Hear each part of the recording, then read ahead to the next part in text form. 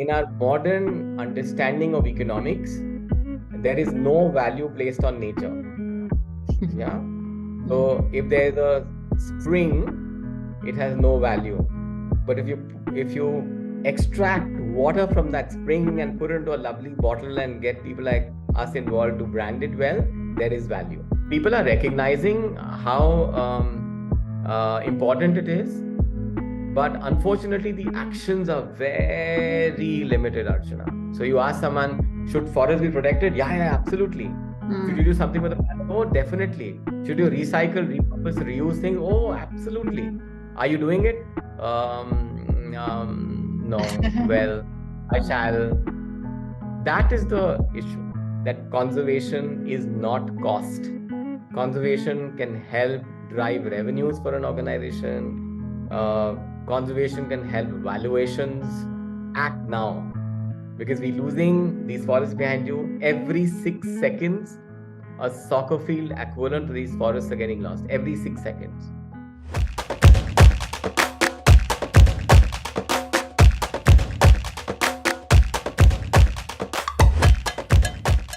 Well, they say that calamity is man made, and literally that we are responsible for destroying our environment, our planet, our earth. And here I am very privileged today to call a special person who's left everything. Your purpose has become more defined in protecting whatever we can save for our humanity, for our future generations. So, welcome, Vikram Krishna. You are the co founder of the Sacred Groves. And of course, I will like you to introduce what Sacred Groves is. I will also like you to introduce what you're doing. And then we'll come to the question of how we all need to have a conscious life. And that is really how the podcast will be actually focusing right now on. So, welcome, Vikram. Thank you for doing what you're doing. And I want you to introduce yourself for the larger group who's hearing us today. Hey, thank you, Archana. And, it's a pleasure to be here today. I love the phrase second act because that's exactly what I'm doing at the moment, living my career 2.0, which has Wow. been carefully crafted over the past 28 years that I've been working. So my background is that I've pretty much been in banking right through. So from GE to Citi to HSBC, and more recently at Everest NBD, which is a fairly significant bank in the Middle East. And my journey over the years has been uh, interesting because I worked, across different markets, and, of course, my career grew significantly and I was able to make an impact. But where things changed for me was the opportunity I got to look after corporate responsibility and sustainability in the bank Wow. that I was working with. Yeah. And that's when I realized that the world of capital requires a bit of conservation conscience, which was missing. And I tried to steer that conversation in many organizations that I could influence. And then I realized that, my second act needs to be a lot more concrete. And I Wow. jumped. Very No well. pun intended. No No, pun no. intended. But I really need to figure out a way where I can, influence more and more organizations and people to Okay. take concrete climate action. Hmm. So the other day, somebody asked me that, you were whatever, an EVP earlier, and, you've been a director in the past, and you're a board member, blah, blah, blah. What's your designation now? So my designation now is a climate action influencer, and I'm very proud of that. So proud of you for that, to be honest. So, okay, this sounds very fancy, to be honest. Yes. I also read that you own a lot of forests and you're conserving forests. So, I mean, it's non-imaginable, what you're doing, but at the same time, it's something that I'm very intrigued to know. What is this journey about? Why are you buying forests, and what are other people contributing in this space? Yeah. So I think I'll start with my story first. So as a family, we've always been very conscious. So over the years, we've been growing our own food as much as we can. We've got a vegetable garden. We recycle pretty much everything that comes our way. Wow. We do solar cooking. So all our food is on solar. I'm in the Middle East, so there's no dearth of sun in this part of the world. So I use that to cook our daily bread. But and we also travel a lot. So we have visited over 50 countries across the globe. And as we were on this journey of consciousness as well as travel, we realized that our planet pretty much has been ravaged everywhere. So it's very rare now to come across a mountainside that doesn't have a pile of trash, or trying to swim in a beach somewhere in the middle of nowhere, and along with jellyfish, you find plastic wrapped articles coming your Yeah. way. Yeah. Yeah. So we were Monisha and I. Monisha is my wife and my co-founder. So both she and I were beginning to get quite frustrated by the fact that wherever we go, we see climate getting degraded, and we also saw that there's not enough action happening in Yeah. this space. Yeah. So while a lot of people were saying that yes, we want to do whatever we can for the environment, but the question was, okay, do something about it. So, let's get on with it. So in that journey, Monisha and I decided to buy our own forest and leave it at that. Yeah. So there were these two random musketeers from Dubai who went around looking for forests to buy. And then people started noticing that we were doing this, and they said, "Why are you doing it?" So we said, "Look, we're doing it because it is an act of responsibility. It is something that we believe in. We want to do this for ourselves, as well as our family, blah, blah, blah." So we were met with very mixed reactions. So Mm. one set was, "What's wrong with these guys? I mean, what are they doing? And why Yeah. are they doing this?" And another set said that, "Look, this is an interesting action. We would love to participate as well. Can you figure out a way for us to do it?" Mm. So in that, we did several things. So we launched Sacred Groves, and Sacred Groves is a backstory set in India. So in one of our travels, we were in the beautiful state of Meghalaya, Okay. and in our itinerary, there was this visit to a sacred forest that had been planned, and we'd never been to a sacred forest before. Mm. So I didn't know what to expect either. So both Manisha and I, along with our family, we went into the forest. We were accompanied by a Khasi tribal, and the reverence with which he introduced that forest to us Mm. was something that completely touched us, and we realized that that's the missing link. That over the years we've got so urbanized as individuals and as human beings. We live in New Delhi or Berlin or Dubai or London or New York. Our nearest forests are several miles away. We see them ever once so often if we were to travel there for a holiday, but we don't see them on a regular basis. And that sense of distance has probably caused a disconnection. Mm. So therefore, we said that we have to find a way where nature enters into our life seamlessly, and that's where Sacred Groves got conceptualized. So we formed a company in the UK. It's a community interest company, and basically what it means, it's a for benefit organization. So Okay. we set up this benefit organization. And the important point of this organization is that we have what is called an asset lock structure. Asset lock essentially means that the forest that we have purchased as sacred groves will remain forest forever. And each year we have to file what is called a community interest test with the regulator, which complies with the fact that the forests remain in the state that we have committed to. Yeah. So that became really interesting, and people started noticing the fact that it makes now regulatory and compliance sense as well. And then they said, now so we definitely want to get involved. So how can we get involved? I said, look, how can you get involved? I mean, you have a forest behind me, right? I'm not going to cut it into plots physically and give it to people. So, and as I was saying this to someone, he said, that sounds like a plan. So why don't you cut it digitally and give it to us?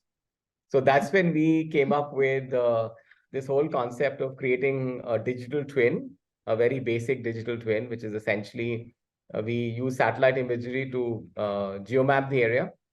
And then we use mathematics to divide this up into what we call sacred grove clusters.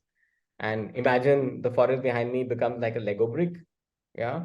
And then each of these clusters is then available for people and companies to support over a 10-year period. So it's almost like a token. And once you get that sacred grove cluster, then you're on an application and you can see every day where the forest is, how is it doing, get all the climate indicators that you need. Plus, you're able to see the benefits of this protection process as well, which is pollution removal, carbon sequestration, biodiversity protected, and so on. So Very- yeah, so we launched back. We Very launched 3 years back in February, 25th February 2020. So we didn't know the pandemic is going to hit us as badly as it did. But we used that time of 2020 to put the whole company structure together, launched the technology platform in September 2021. And since then, we've got people and companies from 40 plus countries that have supported us in various ways. So it's the beginning of a long journey. We've got 3 forests now, 2 in the UK, 1 in Canada. We've got miles to go, but it's a good start. You have forests to go. I was saying, Yeah, I've got forests. so tell me, like, I mean, how does one buy a forest, and what is so like? We have the circle rate, we have the land value. How does one translate it to buying a forest? I mean, I understand only these terms, so No, absolutely, you're spot on. It is so difficult to buy a forest. it is. So every country has regulations around it, and from in many countries you have to set up a company within the country, and then within the country there are state laws and local regulations which sometimes don't allow foreigners to purchase forests. So it was a long, drawn process for us. So we involved some really top-notch lawyers in that quest to understand what we can do. Wow. So we found that there are almost 20 plus countries where individuals and foreign companies can actually buy land which is forested. Yeah. So when you say buy land which is forested, in some countries that will be a designated forest land, which most likely is owned by the government or by institutions or privately held individuals. Or it is a partnership that one can potentially arrive at with governments to support their journey in terms of conservation, protection, because please understand, forests for every government is a cost center. Right? Forests don't make revenues for governments. Yeah. Yeah. Yeah. In our modern understanding of economics, there is no value placed on nature. Yeah. So if there's a spring, it has no value. But if you extract water from that spring and put it into a lovely bottle and get people like us involved to brand it well, there is value. Yeah. So Forests have no. Yeah, forests have absolutely no value, and they're a cost center. So our pitch to several governments has been that, look, allow us to come in. We will create a funding mechanism for you. There are many mavericks like us all over the world who are keen to get involved. So allow us to come in. We'll come up with a monetization mechanism and further conservation interests. But it's an exhausting journey. It's not easy. Yes, and I also It's not easy to buy forest.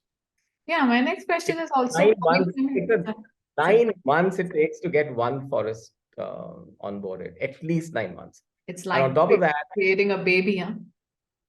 it is like creating a baby. Yeah, absolutely. And then we've got the Chief Conservation Officer of Maharashtra. He when he retired, he joined us, Dr. Jha. So we go through a very elaborate process because we want to make sure that it is an old growth forest and not a new forest. Yeah. So what happens with the new forest is that typically these would be plantations. So imagine a teak plantation or or any other eucalyptus plantation or acacia plantation, right? There is hardly any biodiversity in those. Yeah. And because of that, there's a vast difference in terms of the utility of those forests versus an old growth forest. So, for example, our forests in the UK are 200 plus years old.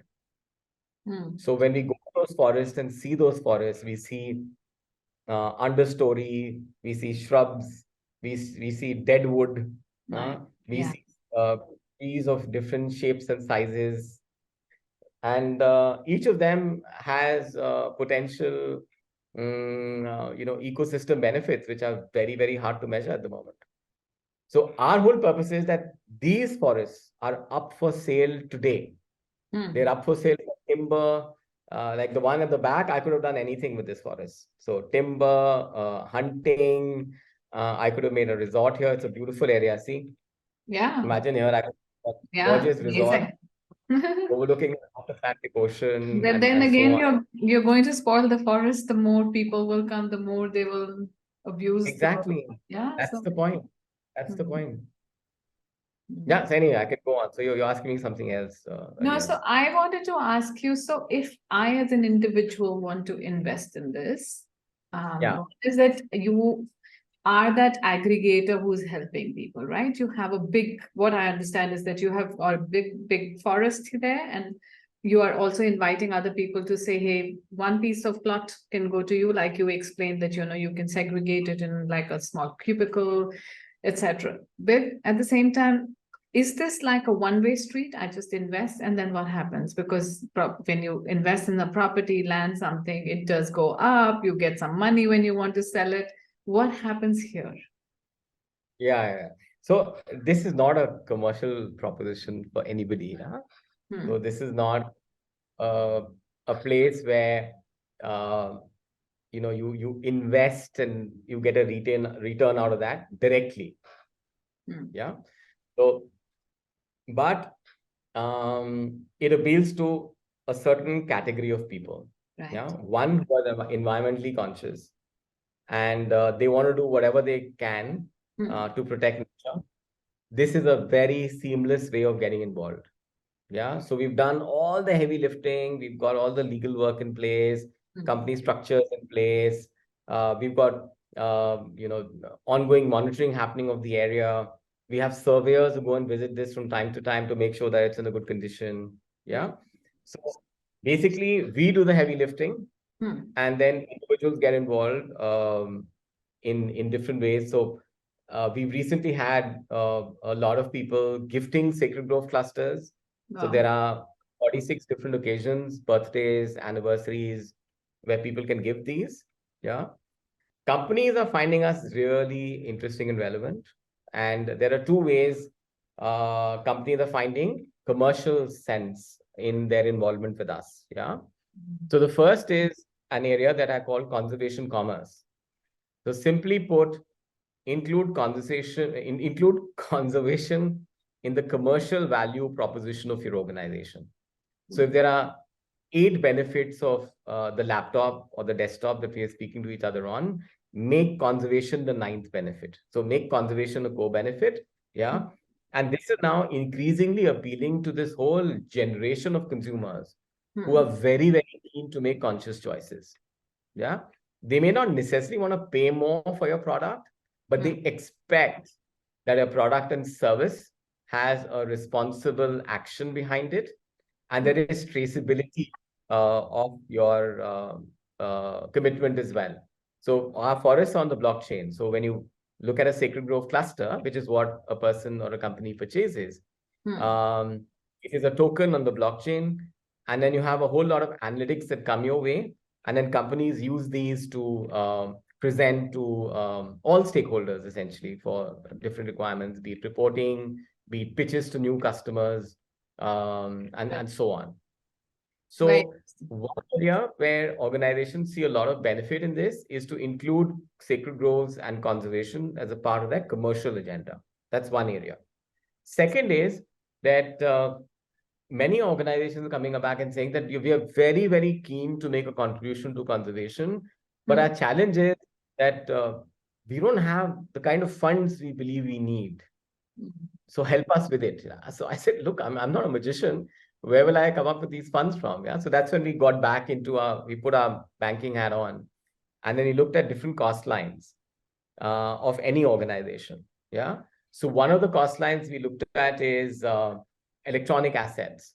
So every company, big or small, has electronic assets, and typically they get depreciated over 3 to 4 years. Right.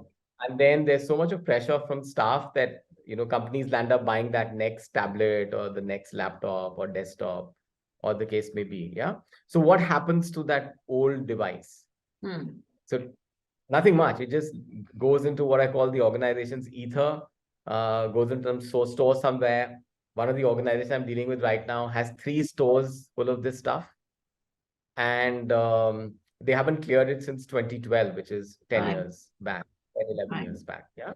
So where we come in, we say that, look, give this to us. We have a bunch of repairers, recyclers, and resellers. And then we extract value from this, and that value goes into conservation. So if you look at now from a company's perspective, it's no cost. It is, in fact, you save cost because there was a storage cost involved. Yeah.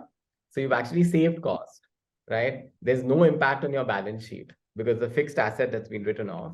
And then you can make a claim to your stakeholders, which is employees, customers, shareholders, that you're a zero waste company. And also you have a traceable impact when it comes to the environment. So like this, we are looking at various ways where we can get involved with organizations.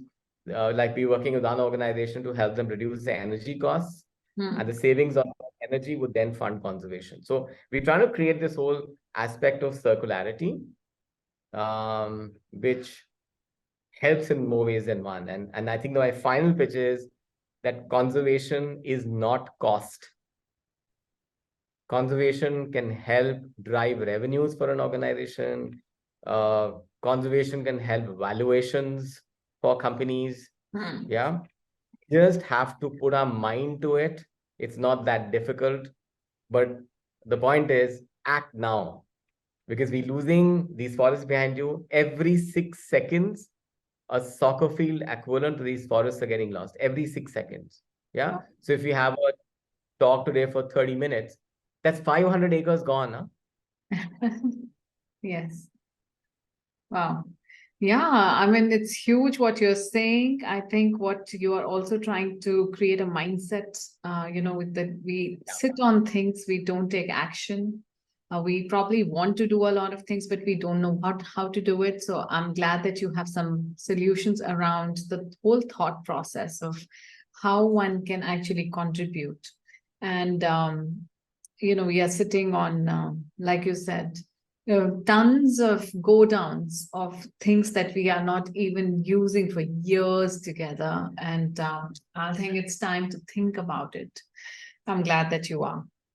But it's very interesting to have an asset like that, because I remember when, one of the birthdays for my daughter, and suddenly I saw that you can actually sponsor a star in her name. And I was like, how does that happen? I mean, really, pay for the star and then keep looking at the star and like whatever. So this is interesting. I think now you can look at the forest and start feeling good. Oh my goodness, I'm like contributing in such a huge way as well.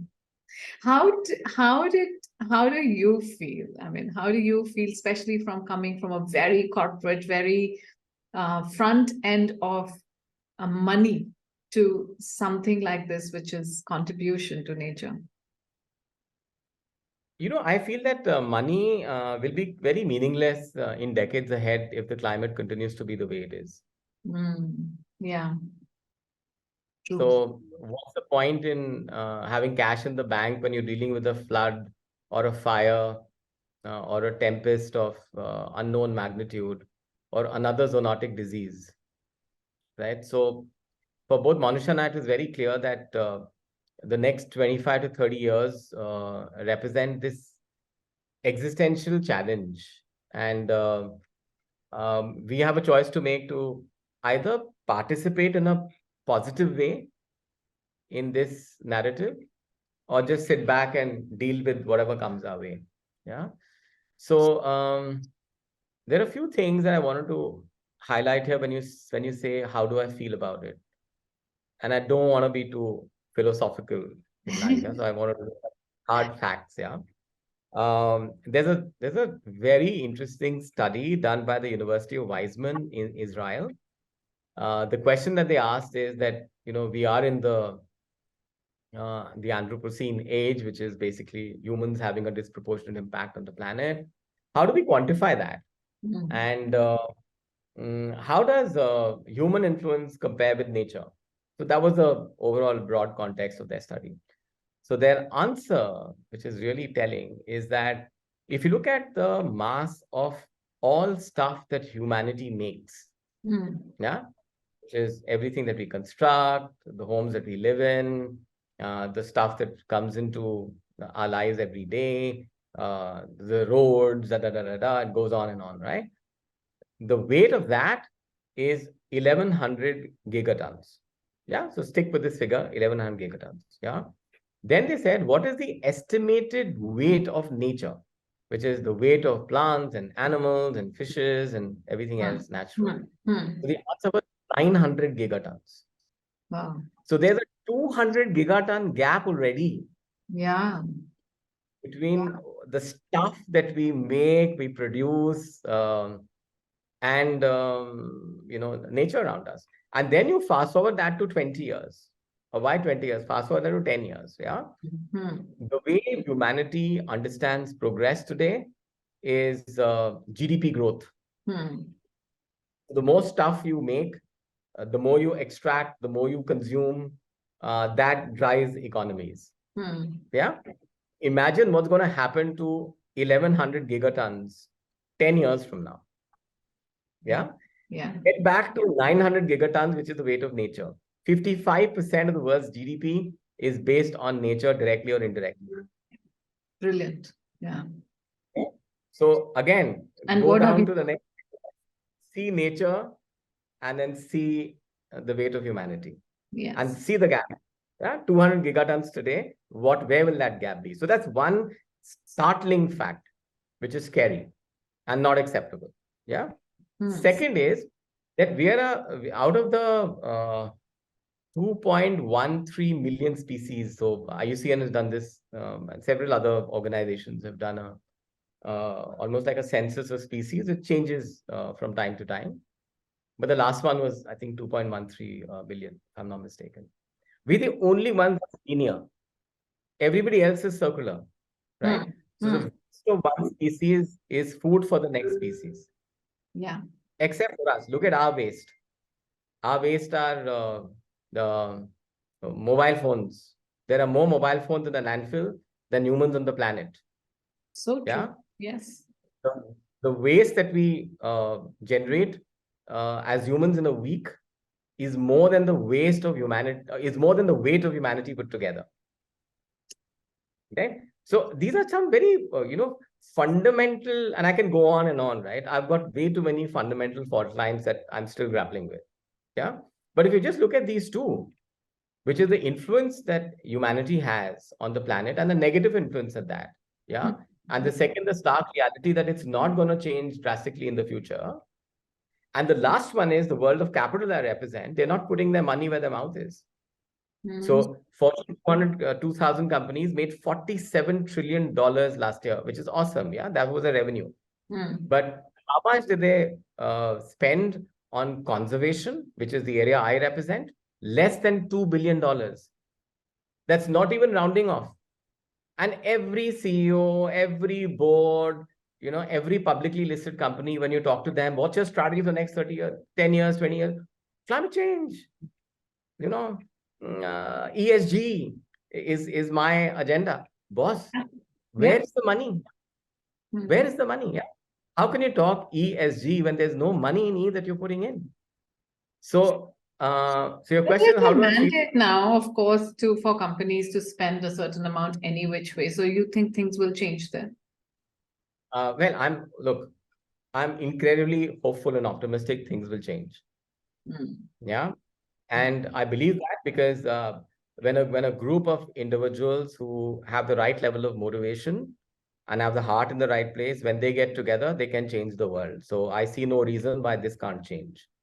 So Right. All that I'm trying to do, which is my role as a climate action influencer, is to, you know, rally some of these troops together to say, let's get going. Yeah, let's get things done. Let's stop talking about it. so true. Yeah. So that is the way I feel, which is huge fault lines. Yeah. Not enough being done. Hopeful that things can happen. And let's get going with it. So that's how I feel. I'm going to ask you the next question on what are the small things one can do, because everybody can't buy a forest. So Yes, yes. you started with a little vegetable garden, and and you said Yeah. everything around me is very organic, very natural. We also cook through solar. Yes, So yes, yes. so what can some things that we can do as individuals to contribute? Okay, I'll start by plugging in the fact that now everyone can buy a forest. Okay. Yeah, so it takes $50 to get onto Sacred Groves, and you get started with a cluster that you can call your own. Yeah, so it's not difficult anymore. So I want to correct that. But Okay. having said that, there are many things one can do. Yeah, and I will talk from my own world in terms of changes I have made. Yeah. So the first is that I'm rabidly anti-plastic. Um, I fight tooth and nail. I try to make sure that no plastic gets into my house. The way I do this is to look at my own existing processes, which have plastic in it, that I then eliminate. Yeah. So what are some examples of those processes? All of us shampoo. Shampoo comes in plastic bottles, and so do conditioners, right? I have switched to shampoo soaps. Yeah. Yeah. And it is no compromise on my quality of experience. I thankfully I still have some hair, and I'm fine with that. These are all excellent products. They meet my sensibilities, and I'm not compromising on anything with them. So that's just one. Yeah. Second, as men, we shave every day, some of us at least, and we use, I won't take the brand, but we use the foams, right? So I calculated that I was using about 8 foams a year. So again, I shifted to a shaving soap. So I did exactly what my granddad used to do. He had a shaving soap and he had a brush. He would brush it and apply it here and use it. Yeah. So that's the second one. Then in our daily life, I said solar cooker. So Monisha laughs at me. She calls me a solar cooker salesman. Uh, I can't. Bring the solar cooker everywhere. Yeah, I can't emphasize how brilliant solar cooking is. It is no compromise on your quality of food. It is incredibly inexpensive. So, the place that I live in is an expensive part of the world. Energy is expensive. I got my payback in 3 months. Wow. Tell me, you said that the forest is on blockchain, right? And this whole, I would say the whole feeling about blockchain, the whole feeling about something there, and which is not seen, which is not heard. Sometimes you feel, oh, the crypto is going somewhere. Oh, no, no, no, the governments are going to ban it. No, something is not going to take off. So I'm not sure of this ambiguous world and how comfortable can we feel with it? Yeah, no, I think it's a very good point. And, every new technology comes with its own set of opportunities and apprehensions. Yeah. So my purpose of using blockchain is essentially to build trust in the platform. Right. So simply put, any contract that we have with our guardians, who are our users, is a smart contract. Okay. Yeah. And what that essentially does is that it gets validated through we are a okay. I hesitate when I use big words, but it's a private blockchain, which essentially means that very marginal amount of energy is used in a private blockchain. And we just get the contract between us and our guardians validated by a few people on the blockchain. So what that essentially means is a few things. Yeah, one is that Archana, your Sacred Grove cluster will be yours for the next 10 years, and no one else can actually ever own that digital twin of the forest. Okay. Yeah, and that blockchain transaction creates that traceability and the link where Archana's uh, cluster is Archana's cluster for the next 10 years. Okay. So the reason why we have to do this is because in the past, there have been some apprehensions and concerns. Property is a complex topic. There have been instances of misuse of public trust. So we are just, trying to make sure that every aspect of public reassurance, including auditing. So we are audited as a company. Our accountants are another firm. It's a third-party firm that is our accounting firm. Yeah, and they're based again in UK. So it's a separate organization by itself. Yeah, our many of the companies that we work for are independent companies. So we're trying to build that level of like surveyors, for example. So the one in the UK is a natural capital company which is about 160 years old called Carter Jonas, right? So we're trying to make sure that our lawyers are DWF, which is a significantly large law firm. They've got about 3,500 lawyers globally. So we're trying to make sure that each of these elements of third-party assurance are built into our model, just to make sure that we reassure ourselves, first, and equally our guardians, that we're putting together something which is built to last, and will eventually scale up to create a much bigger impact than just the 3 forests that we protected so far. I mean, remember, every 6 seconds, this forest behind you would be gone in 20 minutes. Yeah. So tell me, the 3 forests that you're talking about, what is the area that you have with you in 3 of these? Yeah, so we've got about 109 acres at the moment of forest. So each, or what is it? Like each forest No, is all put together. Okay. All put together. And we are looking at crossing the 1,000 acres mark in a few months. Okay. We are talking to some very interesting organizations. We've also identified some forests that are up for sale for commercial reasons. So we really watch out for precious forests that are up for sale for commercial reasons. Yeah, and legally they're allowed to be exploited. Because when legally a forest is allowed to be exploited, then be rest assured that it shall be, because people who are buying it for commercial reasons. Yeah. So our aspiration is that by 2025 we have at least 100,000 acres protected. And but that's again a drop in the ocean. It's a drop in the ocean. Yes, I'm sure it is drop in the ocean, but you've started somewhere. So yeah, you've started to paddle. So can one visit this place? Of course. So you can visit it digitally right now on Google Maps. Have you been? I've been to. Yeah, absolutely. So the ones in the UK, we've been to physically ourselves, and we were there. We've been there several times. We were there later part of last year, and it was incredibly hot. So UK went through a heat wave last year, and unfortunately, the next this year is supposed to be the hottest. Is predicted to be the hottest year in human history. Yeah. I think I just read in the newspaper today itself that till 27, 5 years from now, it's going to be the hottest time for the world. Yeah, absolutely. So we are at about 1.1 degrees above the baseline.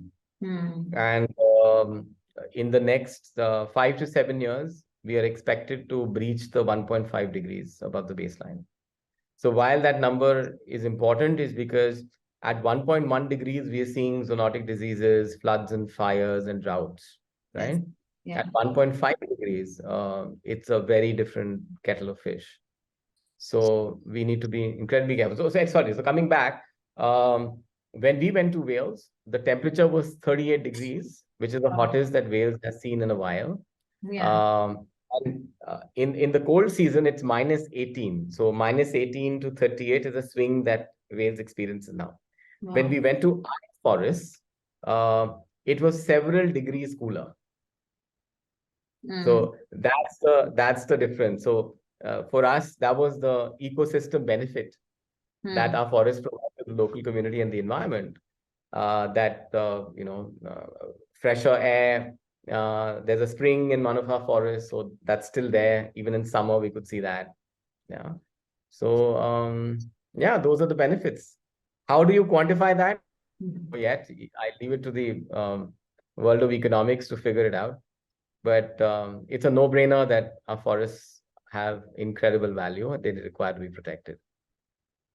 So, how do you think the organizations such like UN, people who are working on the conservation of climates, all the government bodies who are working together are supporting something that you're doing? Yeah, so it's a very tough journey because capital is not flowing into our world. And when I speak to environmentalists and foresters, they face a lot of hardships. So there are reports where in countries, thousands of foresters unfortunately lose their lives to poachers every year because they don't have the equipment. So a poacher would come with the latest machine gun, and they'll probably have a 303 rifle or a stick and themselves. They don't have access to the latest technology. So Right. poachers would have, for example, and through drones, they'll be able to figure out exactly where is the precious habitat that requires to be exploited. Right. And the forest authorities would leave it to, their own devices, essentially. So it's a very, very tough story for conservation across the globe. Yeah. Yeah. Yeah. People are recognizing how important it is. But unfortunately, the actions are very limited, Archana. Very limited. So you ask someone, should forests be protected? Yeah, absolutely. Should you do something with the planet? Oh, definitely. Should you recycle, repurpose, reuse things? Oh, absolutely. Should you be a conscious consumer? Oh, certainly. Are you doing it? No. Well, I shall. That is the issue. Yeah. Yeah. So, have you also heard that a lot of predictions are going on that the world will be over soon in a couple of years? Just saying, because it's all over. The world is going to go. So, I'm just. So I would answer this by referring to documentaries on Chernobyl. Okay. So we all know Chernobyl, right? The disaster that happened Yeah. in the 80s. And that Chernobyl area became pretty much uninhabitable for humans. Yeah. When you look at the documentaries, nature is flourishing there. Yeah, absolutely flourishing. I mean, it's resplendent. It's never been better, and it helps because there's no human influence in the area because humans can't tolerate that level of radiation. Yeah. So I think nature is quite clear that we have a place. Yeah. In time. What goes around Right? comes around, as they say, right? So we, in all our arrogance as humanity, need to develop some level of humility that we are a part of a much larger ecosystem. Let's not overplay our hand. Yeah. So no doubt that the planet will continue to flourish. Humanity just has a choice to make in terms of what place we'd like to see ourselves in it. Yeah, so lovely. So, Vikram, this is the Second Act podcast. And of course, this question has to come here, which I'm very excited to ask you as well, though you have answered in bits and pieces. But what is your second act? Oh my God, my second act is a multidimensional me. Lovely. Yeah. So one aspect of the multidimensionality is the is sacred groves, where I'm influencing, pushing, shoving people into actions. Yeah. And there are other parts of me as well. So, um, the privilege of spending time with the family, doing things together, um, sharpening my curiosity muscle. So I have a long list. So my second act list is such a long list that it's very exciting. Very excited to know that as well. I really want to ask you this, and I don't know if it's appropriate, but I will still ask you. You stay in UAE, and UAE is experimenting with environment as much as they can do right now. When they want rain, there is rain. When they want, spring, spring comes. When they want a water body, suddenly overnight water body comes. And then there are people like you. So what do you have to say to that? Well, UAE is reflective of what's happening all around the world.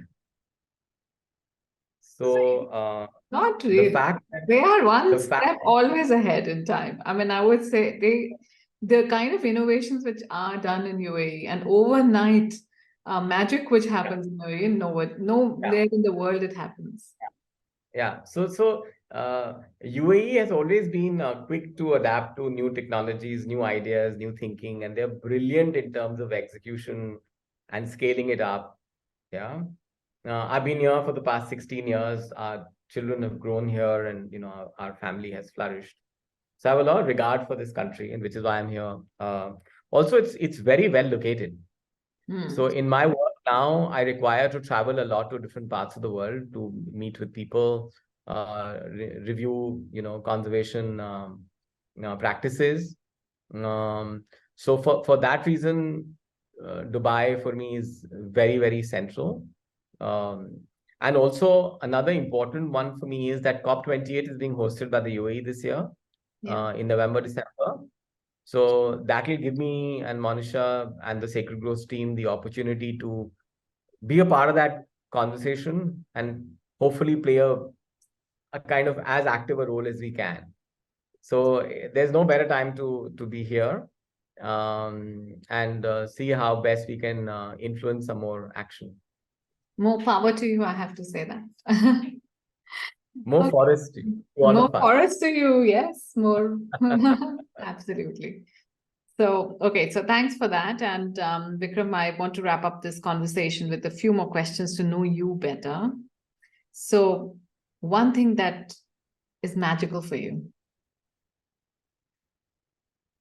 When I look at the screen behind me, Beautiful. Nice. magical. Okay. Yeah. So, life for you is? Life for me is an abundance um, of of creativity. It is hope and a determination that tomorrow will be a better day. Okay. Money to you is? Money is a means to do good.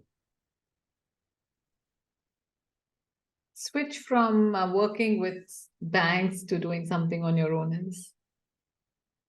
A second act that's worth every minute. How do you handle setbacks? They happen every day, but I'm quite each setback for me is a different learning experience, and I prepare for setbacks, not for success. Because if you look at a 1% success, that means you prepared yourself for 99 setbacks, and I'm very comfortable with it. Beautiful. One motivational quote that stays with you. One motivational quote. Yeah. I would say that it's not a motivational quote, but it's a concept called intergenerational equity. Okay. Right? What's that? And intergenerational equity essentially means that it is the obligation of every generation to leave behind everything a bit better for the next generation, right?